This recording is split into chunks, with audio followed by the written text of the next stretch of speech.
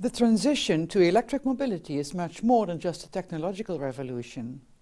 It's not only about replacing an internal combustion engine with an electric motor and battery. In fact, it will have a profound impact on the society we live in and the way people perceive mobility.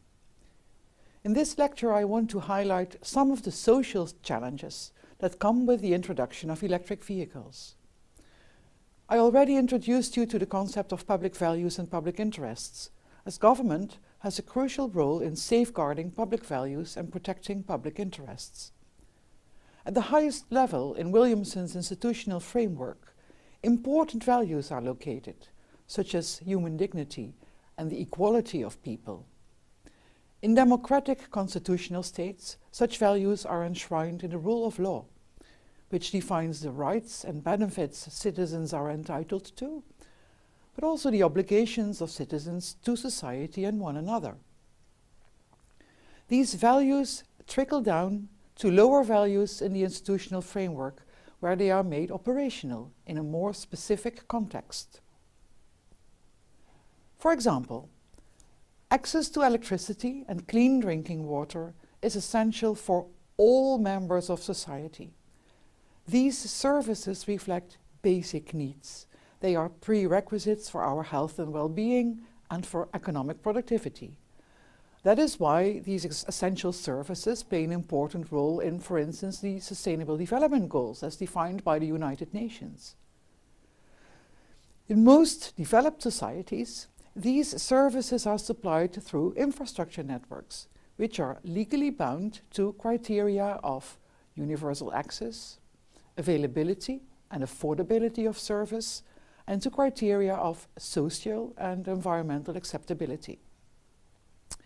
Governments may choose to organize the supply of these essential services as a public monopoly, but they can also alternatively choose to involve competitive market forces, as well-designed markets tend to produce economically efficient outcomes, which is obviously relevant to ensure the affordability of service. Either way, the basic values to be safeguarded remain the same. If governments choose to leave certain basic services to the market, they have to implement effective regulatory authority in order to protect other criteria than just affordability of service. Like electricity and drinking water supply, mobility is essential for everyone and every business. Businesses depend on transport of people and goods, and individual citizens must be able to move around in order to participate in society and the economy. Participation in society requires being connected. Now, that does not mean that everybody is entitled to ownership of a car. It does mean, however, that government provides the road network needed to move around in your city, and between cities and regions and across national borders, and that it provides means of affordable public transport for those who cannot afford or choose not to have a car of their own. In densely populated city areas, providing affordable public transport is a lot easier than in sparsely populated rural areas. As a result, public transport services in rural areas are generally of a lower quality, certainly in terms of frequency. Now, even if the bus that serves a rural area is all electric, people will not be happy if the frequency of service is low or if travel times are much longer than with a private car. This situation may be drastically changed in the future of electric mobility and autonomous vehicles. According to a study by the international bank conglomerate UBS, conducted in 2017, fleets of self-driving electric taxis will bring unprecedented mobility at far lower costs than with traditional taxis and other means of public transport, and also at far lower costs than with a private car. The UBS researchers estimate that autonomous taxis, or robo-taxis, could make the mobility costs for passengers of taxis and other public transport in the US go down with as much as 80%. in comparison with the costs of driving a private car, using robotaxis instead would be possible for approximately half as much. In other words, the mobility system as we know it may be disrupted. Now just try to imagine what this means. Mobility services would become far more accessible and affordable for the rural population. They would become available for those who are too young or too old or otherwise unable to drive, and they would come within easier reach of lower income groups. The pressure on space for parking in urban areas would largely evaporate, so that more space can be made available for pedestrians, for recreation, for nature and social activities.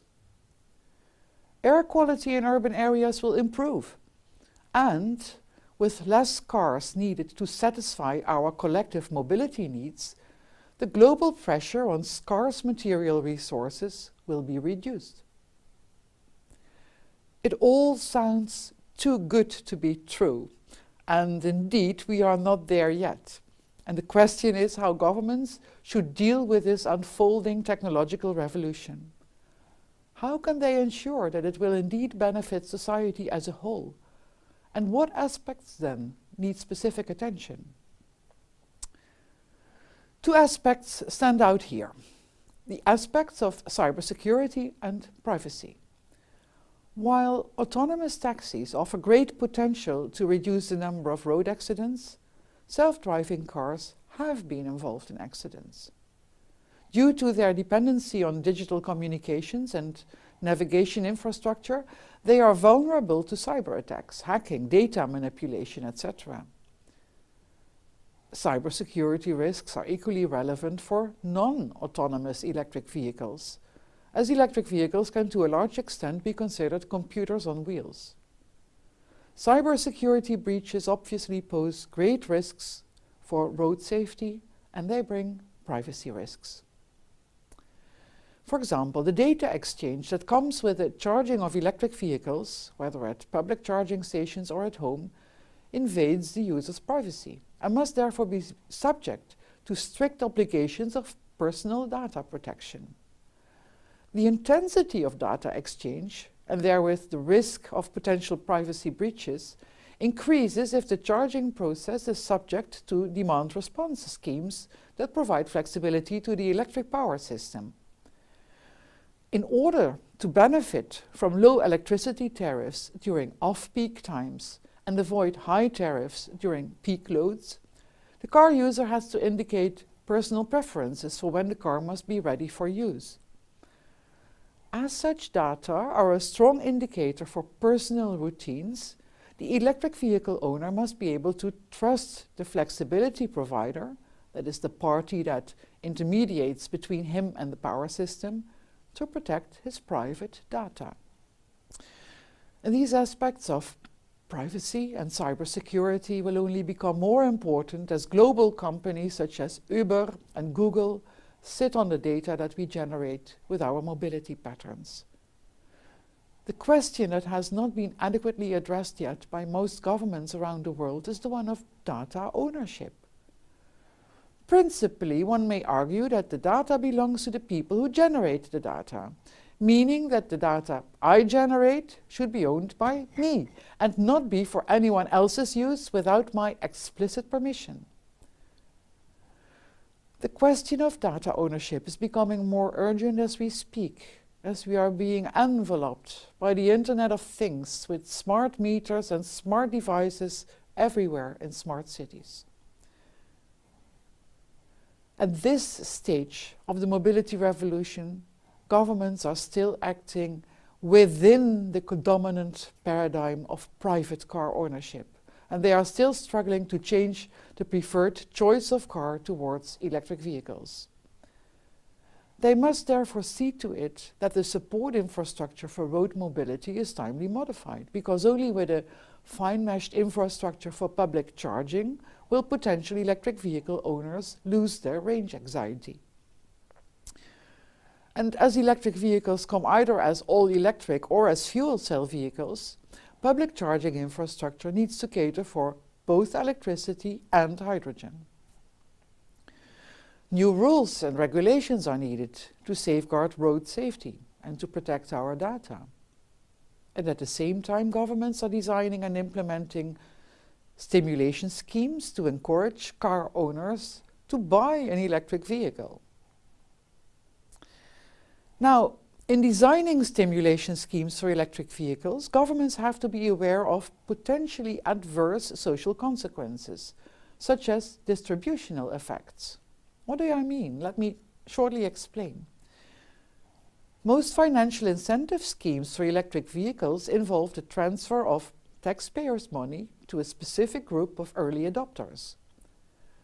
Both for private users and firms running a company car fleet, the decision to be an early adopter is a combination of immature status and affordability.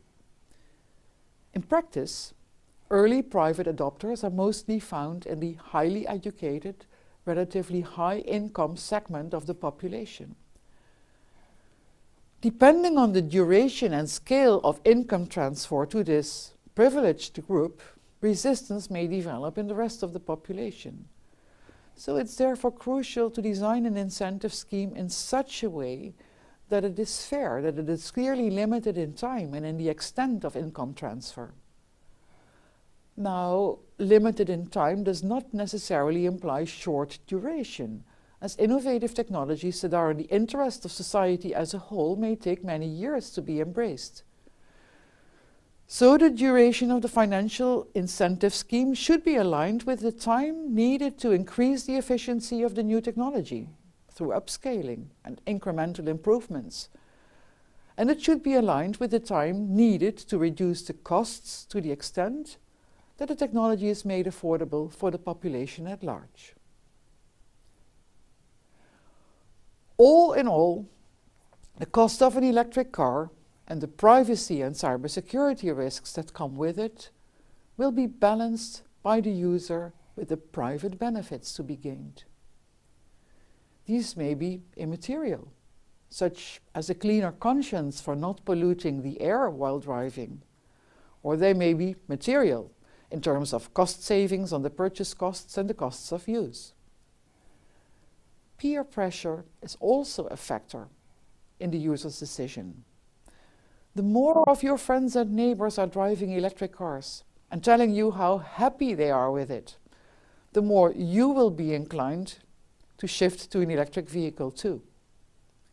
Eventually, each user will weigh the various costs and benefits differently in deciding whether or not to buy an electric vehicle.